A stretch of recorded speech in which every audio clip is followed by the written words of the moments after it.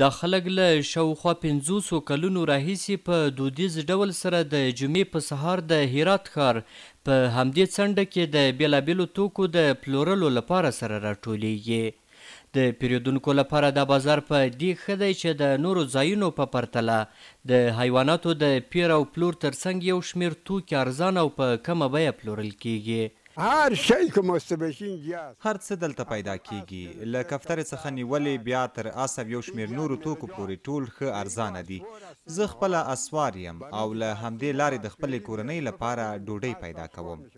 جمعه بازار د هرات له مشهورو بازارونو څخه دی او ډیری خلک د جمعې په ورځ همدې بازار ته راځي او له همدې لارې کوښښ کوي چې د کورنۍ ورځني لګښتونه پوره کړي او یو څه ګټه وکړي.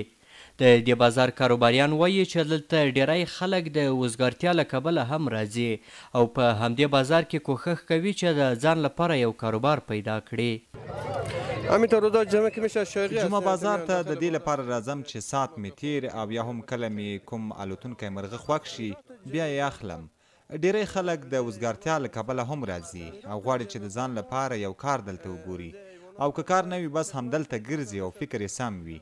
که ووایم جمعه بازار په 40 یا هم له 500 کلونو څخه زیات وخت کیږي. چهاره جمعه جوړیږي. څو کله وړاندې جمعه بازار د هرات ښار په یوه بله سیمه کې و، اوس دلته دی. محمد نعیم له تیرو 9 کالو راهیسې په جمعه بازار کې الوتونکي مرغان او یو شمېر نور توکي پلوري. نوموړی وایي چې جمعه بازار کې ښه عاید لاسته راوړي او ډیری نورو خلکو کاروبارونه هم له دې کبله ښه شوي چې دی هغوی ته توکي په کمه بیه ورکوي او هغوی بیا د ګټې کولو په موخه په نورو کسانو پلوري. جمعه بازار چیزی است که همه عشق پرنده جمعه بازار د مینې ځای دی. دلته د رنګارنګ مرغانو غږونه تر غوږو کیږي. خلک له یو بل سره ویني. زه خپله اوس بیخي عادت شوی یم او له ماشومتوب څخه همدا د مرغانو کاروبار ترسره کوم او یو ګوله حلاله ډوډۍ پیدا کوم.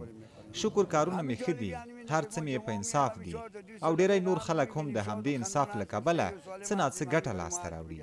دغه بازار ته راغلي یو شمېر کسان له حکومت څخه د ځوانانو لپاره د کاري فرصتونو د برابرولو غوښتنه کوي او وایي چې په هیواد کې د وزګاره ځوانانو شمېر ورځ تر بلې د زیاتېدو په حال کې دی. او نن راغلی یم جمعه بازار ته او نن چې دی د جمعه ورځ دی، ټول هفته کې مصرفتونه او بیکارۍ دي، بیخي رنج ډېر دي. همدا جمعه بازار که نه وي خو دا ځوانان ټوله مثال دا مسافرتونه او کشورونه پاک صفا ټوله تښتېدم. جمعه بازار ورځ دی راځو همدا شوق لرو. دا کفترې بعضې شوق لري، بعضې کنري دي، بعضې سایرې دي، ګلسرې دي، همدا شوق دی. دا بازار له شاوخوا 500 کلونو راهیسې د هرات ولایت په دغه څنډه پلیمالان سیمه کې ترسره کیږي.